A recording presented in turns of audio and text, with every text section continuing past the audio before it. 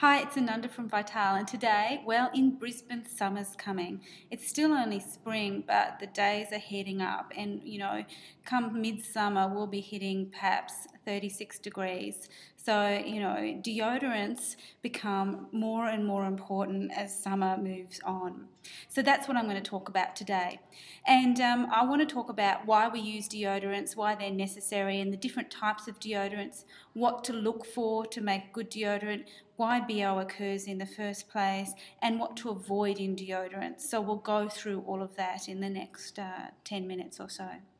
Okay, so what happens to create BO? Well, we've got, or body odour I should call it, BO for short. So we have bacteria on our skin, and bacteria thrives in warm, moist environments. Under the arms, always warm and often moist, and the moisture is excreted, or excreted basically from the sweat glands under the arms. And so in that environment, particularly the hotter it gets and the warmer your underarms get, the more and more bacteria grows. Okay, so a traditional deodorant, just a plain deodorant, is basically designed to kill off that bacteria and to create a sterile environment under there so that the bacteria can't grow and create body odour. Now, most standard deodorants are based on alcohol and essential oils, or that's natural ones, but a standard deodorant is basically alcohol, and that kills off the bacteria. In natural deodorants, often they're based on alcohol as well and essential oils, and it has the similar type of effect. But I just want to make a note about bacterial growth. Now, bacteria thrives not just in warm and moist environments, but also alkaline environments. Interestingly, when we wash our arms under our armpits with soap is quite alkaline, or it's not hugely alkaline, but it is an alkaline ingredient. And so in some cases, for those with bad BO, we actually may be worsening the situation later on in the day by washing under the arms with soap.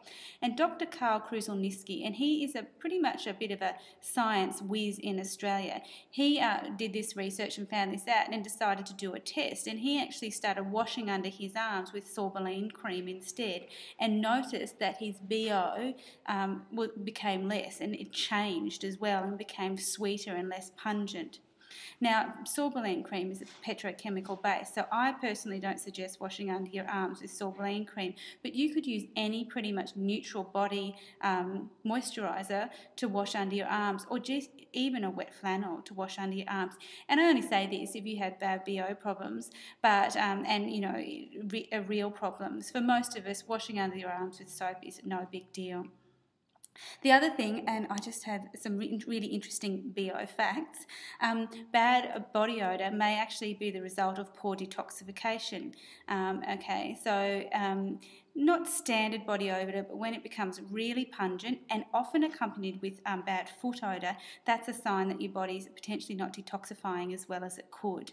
So things like high red meat consumption, high trans fats and high sugars may actually improve the smell of BO if those are cut down in the diet.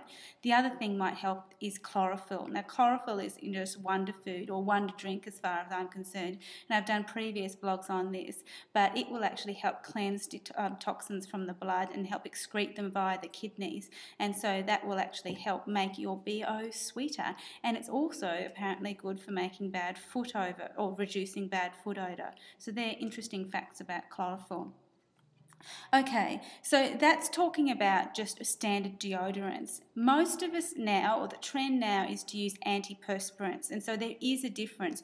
Deodorants just kill the bacteria and stop body odour, or the idea is that they will. Antiperspirants actually are designed to stop you sweating in the first place, and they use basically a group of aluminium chlorides to do that. And essentially the aluminium, and it's usually between 17 and 24% of the product is aluminium chloride or a derivative thereof, actually forms it mixes with the electrolytes in the sweat and forms a solid plug in the sweat glands in the armpit, so that it effectively stops you sweating. So you still may have, the normal sweat mechanisms, but basically all of those sweat glands are plugged up, and so the sweat can't come out. One side effect, potential side effect of that, is that sweat is actually a way of detoxifying, and so you're stopping the natural detoxifying product. And sweat is also a way of cooling down that body area. So if you plug up all those pores, potentially you won't have that cooling effect. The other thing is that those plugs, which are formed by the use of the aluminium-based deodorants, will actually stay in there until the natural sloughing off process of the skin under the arm occurs, and those plugs will come out then. Now, there has been some controversy around the use of aluminium-based deodorants, and there was an email, and basically it was an urban myth about aluminium causing cancer or potential to cause breast cancer. Well, I should probably say there was an urban myth saying that use of aluminium deodorants was linked to breast cancer. Now, there's been 2 research studies, one in 2002, one in 2003, that have shown that there's actually no correlation between the use of aluminium deodorants and increased rates of breast cancer. Just because they've been those clinical studies doesn't mean that it's not still possible, but it does say that the likelihood is quite low because there's been no association at all in 2 different research trials.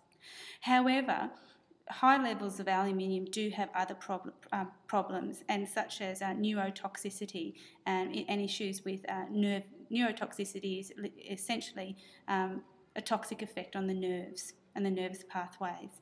Now, that's with really high amounts of aluminium. So perhaps, using aluminium deodorant on a daily basis is not such a big thing, and you won't necessarily absorb very much of it. But there is a school of thought that, long-term toxicity might be an issue. With anything that you put on your skin that that's is synthetic or potentially toxic, you will absorb some of that. And if your body can't eliminate it properly, then the levels will build up over time. So there is that risk then, or potential risk, that the level of aluminium may build up in your body over time if you're not eliminating it properly. It's a small risk, but I just wanted to point it out.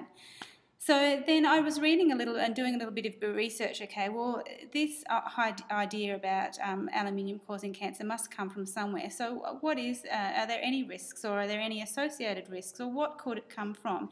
And what actually came out was this is a theory, and it's still a theory at the moment, that it's actually not necessarily the aluminium, but it's the parabens that are used in a lot of commercial products as a preservative, and that parabens under the arms are absorbed and get stored in breast tissue.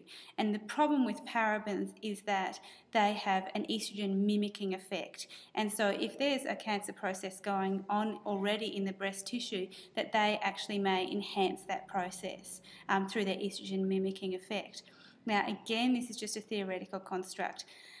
I am a little bit of the school of thought, though, where there's smoke, there's potentially a fire. So while there may not be a really strong association, if you've got risk of breast cancer in your family, it's just another thing to avoid in general. And with parabens, we know that there's problems with parabens anyway in terms of absorption and toxicity in other areas of the body. So it's probably just a good idea to avoid any deodorant that's got parabens in it completely. And you can see that if you read the label of your deodorant.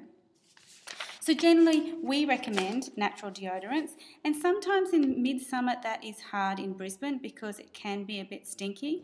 So I will say, for people who have real problems with BO and actually just sweating and sweat stains, I say 9-10 months of the year, go as long as you can using a natural aluminium-free deodorant. Then if you have to, 2 to 3 months of the year, just use that aluminium-based antiperspirant, make sure it's got no parabens in it, and then go back to your natural aluminium-free deodorant, and preferably not just a conventional synthetic deodorant, but a natural deodorant. And so that's, if you can't go without using an antiperspirant, that is my best advice, to just use it for as short as possible of time. And goodness knows Brisbane's hot. So at Vital we have a number of different deodorants, and the Lavera ones are actually the ones that seem to be really, really popular. They've got both roll-on deodorants and spray deodorants. What I've noticed is that the spray deodorants have more alcohol in them, and so tend to be more effective for those who have stronger BO. My favourite one is the Rose spray-on deodorant, and I tend to sweat a little bit more, so it works really, really well for me. I apply it once or twice a day, and I just carry it around with me. And whenever I apply it, people say, if you just put perfume on, you smell like roses. So that's an added benefit for me. There's a men's Aqua Fresh, on the screen, a men's Aqua Fresh, which is a really nice, fresh and bright one.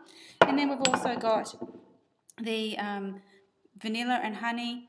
There's sea buckthorn and orange, and there's milk and honey. And so those are really popular deodorants, and to me that always says that they work, and I have asked my customers about them and they really love them. So that's all for me today. If you've got any good deodorants that you know about or any feedback, please let us know. You know we love to hear it, and I'll talk to you again soon.